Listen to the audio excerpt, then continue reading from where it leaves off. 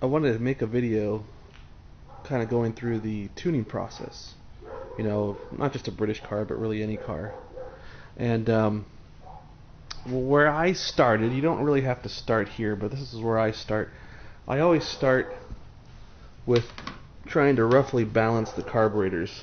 And I have this synchronizer tool. See, it's has a rubberized back, and you can adjust the orifice size by turning this knob.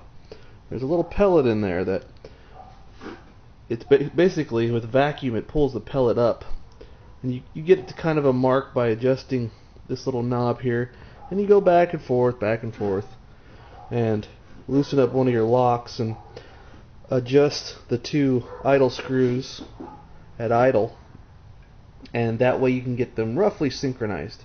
Once they get them close, I'll lock these shafts down, and then I go to see how I'm doing with my mixture, because an SU, you really should set the needles the way the factory recommends. And the way I see how I'm doing, it's actually was a gift that I thought was kind of a joke at first, but I turned out I love it.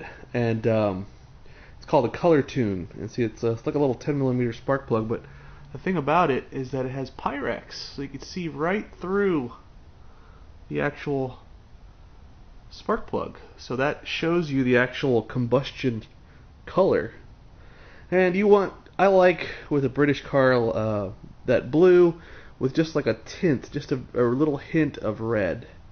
And I'll show you what that looks like. I'm going to install this right now, and I'll show you what that looks like here in a little bit. Here you can see the plug, and you see it's that nice blue color. It's got a little flecks. I don't know if you can pick it up in the video, but there's some little flecks of red. That means it's not too lean. I'm pretty happy with that. And so, running through the steps again, I roughly balanced.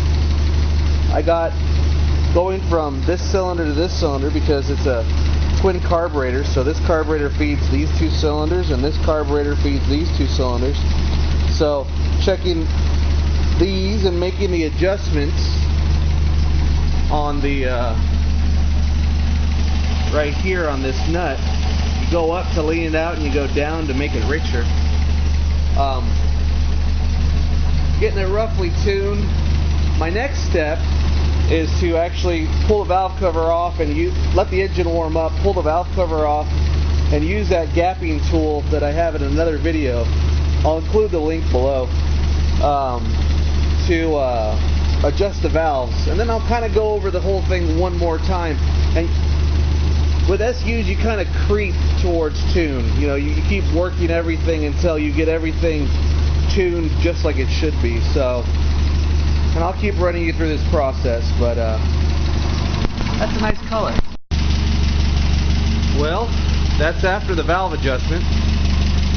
I hope you can really tell in the video how much smoother it is. It's drastically smoother. And you have a little more of the valve noise because there's quite a few valves that were tight, like 3000s, and there were some that were really open. So that's one thing that tells me once I get this all tuned up, I really need to put a dial indicator on the valve and to check the wear on the camshaft. I can either put the dial indicator on the actual valve spring retainer and get a reading there and just kind of compare, or I can actually go to the adjuster screw and take a reading there. And because I just was noticing the amount of valve movement as I was doing the valve adjustment with my P&G gapper. So that's this device. I love this thing. And but anyway, you can see how smooth it is now and how even it sounds. Where it was sounding good before, but now it really has a nice, and it's very responsive. If I get on the throttle, it's a lot more responsive than it was. And I should have put a vacuum gauge on it so I could show you how the needle would have been moving before, and now if I put a vacuum gauge on it, it'll either be moving like this or rock solid. So anyway, this is all part of the tuning process, and Next, I'm going to have to get the hydraulics all bled. We'll put it on the ground and take her for a drive, and then that's where you can tune more. You can say, like, it's a little lean, a little rich, you can give it a little bit more, and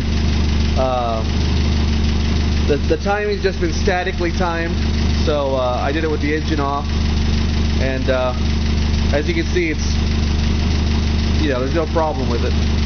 So anyway, I hope you enjoy.